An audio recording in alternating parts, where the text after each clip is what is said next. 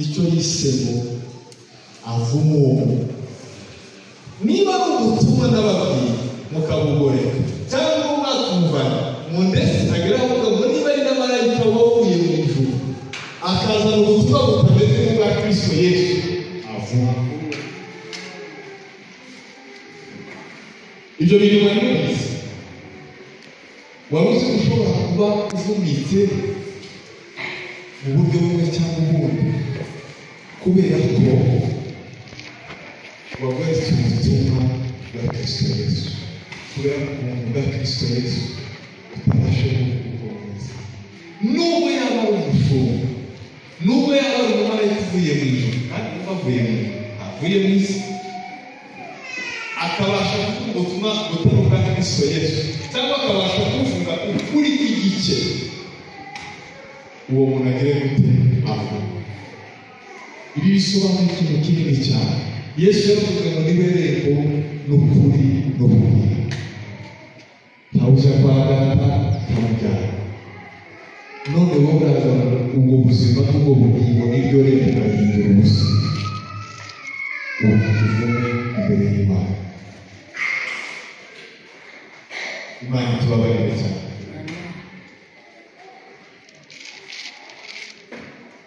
Ariko rero abandi ni inkuru nziza. Turebye mu isezerano rya kera, turebye no mu isezerano rishya. Somera muri Luka ibice 6:28. Luka ibice 6:28.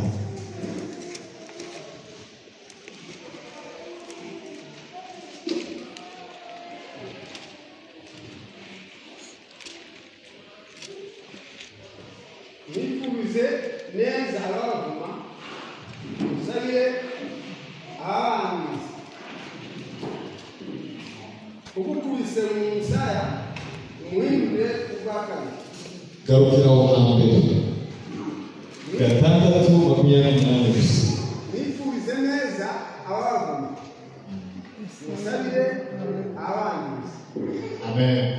Ngo mwifurize neza abagira ababavu kandi musabire abanzi. Yesu ashimwe cyane. Mubanze mu ibintu byinshi kugira ngo bibashe kudufasha. Umuntu ntaje kuvuga ibintu bye, uvuga ibintu bakuye mu ijambo ry'Imana. Ibice 6:28 aravuze ngo mwifurize neza ababavu. Ikindi Musabire ababangiriza. musabire ababangiriza. Iri jambo bamwe ntibari kumva icyo risobanura. Ni ukuvuga ngo uyu munsi kubera ko turi ubwoko bw'umubiri, turi ubwoko bwa Kristo, n'ubwo umuntu yakuvuga uwo muhesha umugisha, kuko mu kanwa kawe byakubye kuva ku muvuga. Kandi impamvu ataba muvuga ni ukuvuga ngo so mu ijuru si umuvuga ari we Kristo Yesu. Yesu ashimwe cyane. Udusomeye muri Roma, abantu b'i Roma ibice 12 14. Abaroma ibice 12:14. Abarenganye mubasabire umugisha, mubasabire ntibibavune. Ababarenganya mubasabire umugisha ntibibavune. Mwari muzi ko abantu benshi barengana muri iyi si bagafungwa kandi ari abera. Murabizi? Muzi ko abantu barengana bakabatuka kandi ari abantu beza. Mwari muzi ko hari abantu baba ntacyo bakoze gusa kumubona akabana. Ariko wewe ntibikubaho nk'umuntu wa Kristo, nk'umuntu wavutse ubwa kabiri, kubera ko uri ubwoko bw'umugisha kandi Satani umugisha kugira ngo utajya mu rubanza ndetse n'ibisekuruza n'abazagukomoka wowe wasabira umugisha. Niba nakurenganya ubasabira umugisha. Yesu ashimwe cyane. Amen. Ibyo rero iyo bigezeho niho ntangira gutekereza twebwe kubera ko turi abakristo cyangwa kubera ko twizera Imana uburenganzira bwacu tububure mumvega ubwo buryo bumwe ese twicare n'ubwoko burenganywa gusa kugira ngo tubiganire niyo mpamvu umurokore cyangwa wakijijwe rimwe na rimwe isi imufata nk'umuntu ufite icyabuze nk'umuntu udafite agaciro nk'umuntu wabuze ikintu gihambaye utazi n'uburenganzira bwe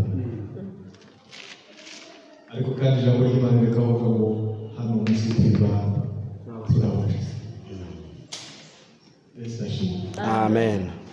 buri muntu yari umushyitsi ntabwo aba ari umusaza kandi kubera ko uzi ko utazahamara iminsi ibikubabaza n'ibikugora kubera ko ufite intumbero y'ubuzima y'ubumenyi ntacyo bigutwara niyo mpamvu rimwe na rimwe turenga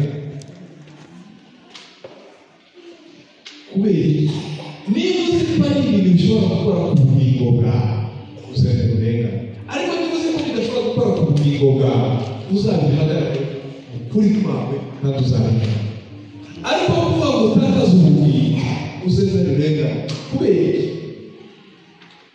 iki ijambo ryitwa ubugingo abantu ntibarizi n'ijambo ryitwa ubuntu abantu benshi ntibabuzi ubuntu ni ukwemererwa kuguheza ikintu utandukanye avuga ngo iki gitabo ufite ntabwo ari pasiteri mbwira wumvaga kuba ariko mubwiriye ubuntu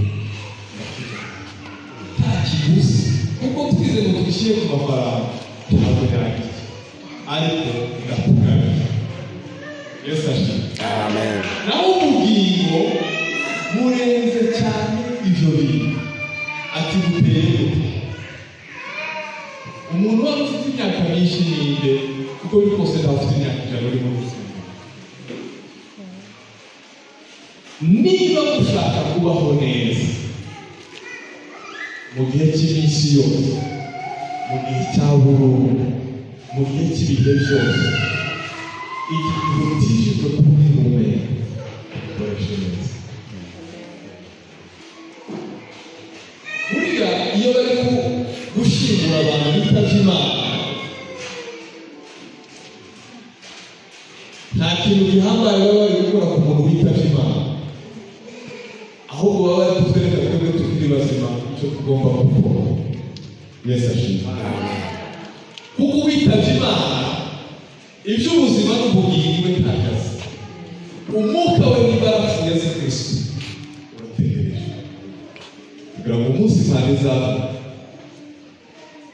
azazuka ariko igitanga impamvu ukuntu Imana ari sendeye cyane n'aba bandi bazazuka bafite gukorwa n'isoni imyuka yabo izakomeza kuri Kristo nayo izazuka kugira ngo abone ibyo Kristo yavuze mu ijambo ryabo byashuriwa kugira ngo bakorwe n'isoni Yesu ashimwe Amen. niba ufite imyaka ufite mikeya wakora ibintu bibiri abaza gukomokaho turagira umuvumo icya kabiri kugira ngo bakomokaho bafite ijambo Kristo muri bo bazabona naho ubuzima bufite sinzi ko bwira mutuje kwa muntu witabye Imana niba utanamwumvise atamwumvise ko yapfuye muri iyi si n'ubu twajya umuntu witabye Imana twari guhita tukazitaba twe kigali tugahita tugenda Yesu ashimwe kuko ako twabagenzi bene natwe ijambo ry'Imana ko riratubwira ngo n'iki twakora kugira ngo badukomokaho tubakagire umuvumo ikindi kintu gikomeye mesaje dushaka kugira ngo tubashe kuyitwara muri ubu buzima bwose turi muri ibi bijyanye n'umuvumo no kugira ngo tugire abazadukomokaho bazima ndashaka kubibutsa impamvu zibiri zishobora gutuma tuvuga ngo twebwe iyo mivumo yose ntacyo dutwara niba tuvuma ntituzaba niba tuvoma ntacyo bizadutwara, ahubwo kuko Imana ifite ububasha bwo guhindura ibyari bikabigira byiza. Iyo mivumo uzavoma izageraho yihindutse umugisha. Yesu amen. Kera indirimbo baririmbaga bakavuga ngo imurigota ababyeyi bahabonye abana n'abana bahabonye ababyeyi, ntababyeyi bagire guti bagaruka, siko baririmbaga. Igorigota hagira gati n'inyabihanga hamaze abantu, ariko uyu munsi indirimbo yarahindutse. Abatarizi n'abatirimba kandi abo ngabo amakuru bafite. Ubu nyine Igorigota ni isoko y'ubuzima y'ubugingo, kubera nyiri guhindura ibihe yamaze kuhapfira. Ahari hafite hagize dute haravuga umuntu wese asigaye arimo bamurifuza kuri Igorigota, kandi mbere ntabwo hari n'iki, ariko kuri none kubera Kristo Yesu. Bibiliya ijambo riravuga ngo si njyewe uriho ni Kristo uri muri Yesu. Bisobanuye niba kuvuma uhindura ibyo bihe byose n'iyo mivumo yose ari muri wowe ntacyo uzaba.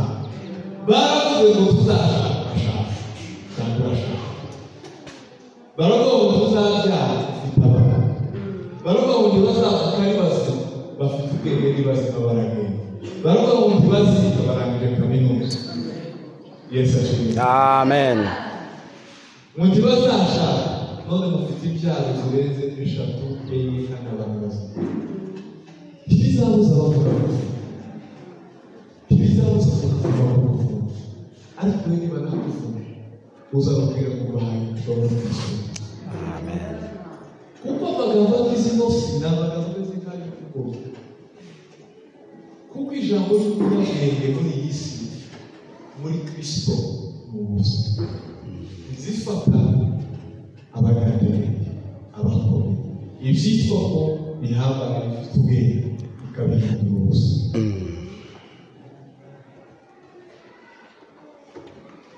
Abantu twize ibintu byinshi mu mashuri atandukanye,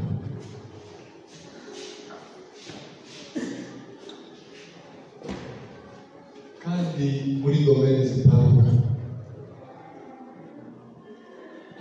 Hari n'utuba twibaza bikatuyobera mu buzima busanzwe bw'amashuri, kandi hano tugahura n'inyigisho zitwereka ko Yesu atabayeho, ahubwo turi inyamaswa zagize impinduka zitandukanye, ariko ntaho dutandukanye n'undi. Ibyo nabyo barabitwigisha, ariko reka twebwe ibyo byose tubashe kubikizikisha, tuvuge ngo twavutse mu mugambi w'Imana, tuzabaho mu mugambi w'Imana, urubyaro rwacu n'umugisha, kandi Kristo kuba ari muri jye na nyuma y'ubuzima bwabasha. Amen. Amagambo abiri kubera ubuntu bw'Imana n'uburemere bwayo, ibizaza byose n'urubyaro ruzaza nta muvumo uriho. Yesu ashimwe cyane. Amen. Musomere muri Ezekiyeli, tugiye gusoza Ezekiyeli 18:17 kuri B. Ezekiyeli 18:17 kuri B.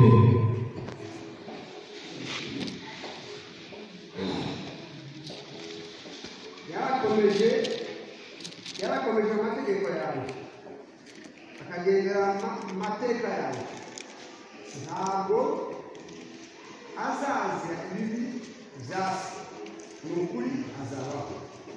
Amen. Ntabwo kamuhereza. Yesu ashimwe cyane. Amen. Reka gasome navuze Ezekiyeli 18:17 kuri B. Aravuga ngo ntabwo azazira ibibi byase, ni ukuri azabaho. Ibyo navuze. Yesu